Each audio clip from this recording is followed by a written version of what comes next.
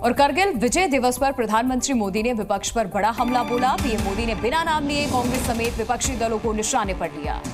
द्रास के संबोधन में पीएम मोदी ने विपक्ष पर झूठ फैलाने का आरोप लगाया और कहा कि वो विपक्ष के रवैये से हैरान है। अग्निपथ पर कुछ लोग सियासत कर रहे हैं। प्रधानमंत्री की तरफ से ये बातें कही गई। ये वो जिन्होंने सेना में घोटाले किए, इन्होंने तेजस पर भी ताला लगाया था। मेरे लिए दल नहीं देश सर्वोपरि। प्रधानमंत्री नरेंद्र मोदी आज द्रास पहुंचे हुए थे। करगिल विजय दिवस के मौके पर वीर जवानों को, करगिल के शहीद जवानों को, उनके शौर्य को, उनके पराक्रम को नमन किया प्रधानमंत्री ने। और अग्निपथ स्कीम को लेकर जिस तरीके से विपक्ष हमलावर है, उस पर प्रधानमंत्री नरेंद्र मोदी ने कहा कि हमारा मकसद सेना को युवा बनाना है। पीएम का विपक्ष पर प्रहार, सीधे कांग्रेस पर वार किया। प्रधानमंत्री नरेंद्र मोदी ने विपक्ष पर बड़ा हमला बोलते हुए कहा, बिना नाम लिए कांग्रेस समेत विपक्षी दलों के निशाने को लेते हुए इन्होंने कहा कि द्रास के संबोधन में झूठ फैलाने का आरोप लगा दिया और कहा कि वो विपक्ष के रवैये से हैरान है। अग्निपथ का लक्ष्य सेनाओं को युवा बनाना है। अग्निपथ का लक्ष्य सेनाओं को युद्ध के लिए निरंतर योग्य बनाए रखना है। दुर्भाग्य से राष्ट्रीय सुरक्षा से जुड़े इतने संवेदनशील विषय को कुछ लोगों ने राजनीति का विषय बना दिया है। कुछ लोग सेना के इस रिफॉर्म पर भी अपने व्यक्तिगत स्वार्थ में झूठ की राजनीति कर रहे हैं। ये वही लोग हैं जिन्होंने एक मामूली रकम 500 करोड़ रुपए दिखाकर वन रैंक वन पेंशन पर झूठ बोला था। 500 करोड़। ये हमारी सरकार है जिसने वन रैंक वन पेंशन लागू किया।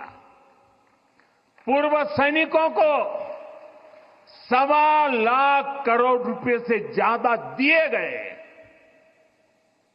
अब कहां 500 करोड़, कहां 1.25 लाख करोड़। इतना झूठ।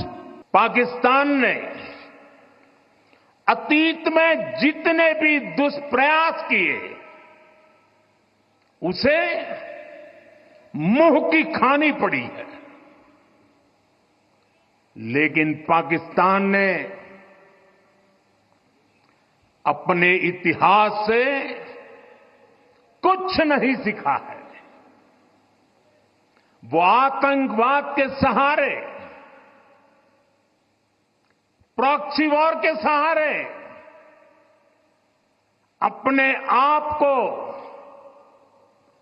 प्रासंगिक बनाए रखने का प्रयास कर रहा है। तो कांग्रेस नेता प्रमोद तिवारी ने पीएम मोदी के हमले का जवाब दिया है। मैं सिर्फ ये कहना चाहता हूं कि प्रधानमंत्री की आदत में शुमार है, गलती कर जाए तो उसे गलत नहीं स्वीकार करते, जबकि एक अच्छे राजनीतिक को, एक अच्छे कुशल प्रशासक को करना चाहिए। क्या कारगिल युद्ध में अग्निवीर थे? कारगिल युद्ध तो हमने जीता था भारत की विश्वविजयी सेना से। बहादुर सेना, सक्षम सेना, सशक्त सेना। हम उसको प्रणाम करते हैं कारगिल के शहीदों को।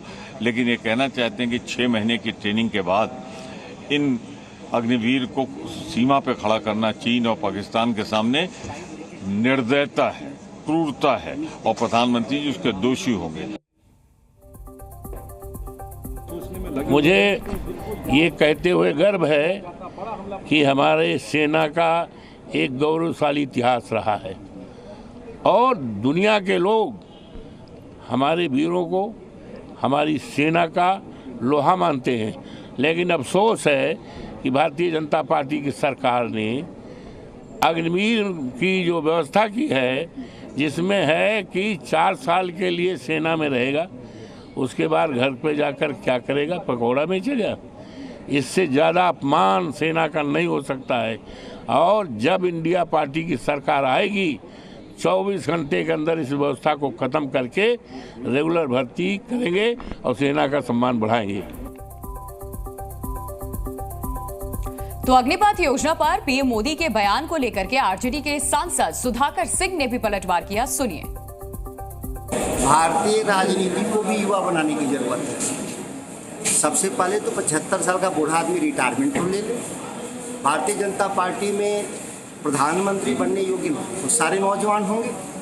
यह एक दुखद बात है कि कोई भी आदमी 18 साल ही तो सेना में नौकरी करता है, 40 साल में वो रिटायर होता था, 22 साल की नौकरी में हो जाता था। तो योजना युवा का साथ धोखा है और आर्मी का साथ धोखा है। हिंदुस्तान का आर्मी बहुत मजबूत आर्मी है। 75 ईयर्स में कितना हम लोगों ने जंग जीता है, पाकिस्तान का साथ, चीन का साथ और पाकिस्तान का साथ। उसका बाद उस आर्मी का वीकन करने के लिए मोदी जी ने अग्निवीर स्कीम लेके आए। युवक का साथ धोखा हो रही है और ये हम इंडिया अलायंस वापस आने के बाद इसका वापस लेके Zee News.